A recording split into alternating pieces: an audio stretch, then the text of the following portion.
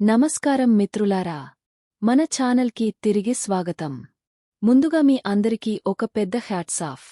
ఎందుకంటే ఈ ఉరుకుల పరుగుల జీవితంలో కూడా మన పురాణాలను, మన చరిత్రను తెలుసుకోవడానికి మీరు టైం కేటాయిస్తున్నారు చూసారా.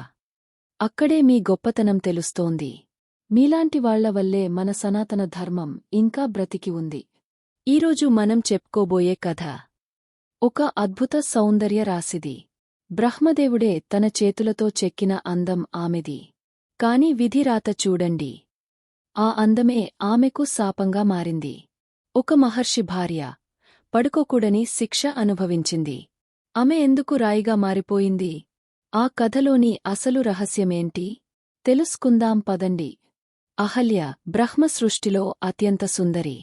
ఆమెను గౌతమ మహర్షికి ఇచ్చి వివాహం జరిపించారు.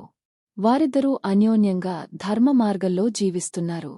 కాని స్వర్గాధిపతి ఇంద్రుడి కన్ను అహల్యమీద పడింది. ఆమెను ఎలాగైనా పొందాలని మోసానికి తెరలేపాడు.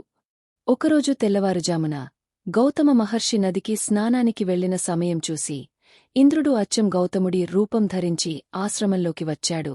పాపం అహల్య తన భర్తే అనుకుని సేవలు చేసింది. కాని విధి వక్రించింది. అసలైన గౌతమ మహర్షి తిరిగి వచ్చాడు. నిజాన్ని గ్రహించిన ఆ ఋషి అగ్నిగోళంలా మండిపడ్డాడు. కోపంతో ఊగిపోయిన గౌతముడు ఇంద్రుడిని భయంకరంగా శపించాడు. ఇక అహల్య వైపు తిరిగి, నీ భర్తను కూడా గుర్తించలేని అజ్ఞానంలో ఉన్నావు, నువ్వు ఇక్కడే రాయిగా మారిపో అని శపించాడు. ఒక్క క్షణం ఆలోచించండి మిత్రులారా. ఒక్క చిన్న పొరపాటుకు ఎంత పెద్ద శిక్ష! యుగయుగాలు ఆమె ఆ అడవిలో ఒక శిలలా పడి ఉంది. ఎవరికోసం? సాక్షాత్తు శ్రీరామచంద్రుడికోసం. ఎట్టకేలకు త్రేతాయుగం వచ్చింది. విశ్వామిత్రుడితో కలిసి రాముడు ఆ దారిలో వచ్చాడు. రామయ్య పవిత్ర పాదధూళి ఆ రాయిని తాకగానే ఒక అద్భుతం జరిగింది. ఆ బండరాయికి జీవం వచ్చింది.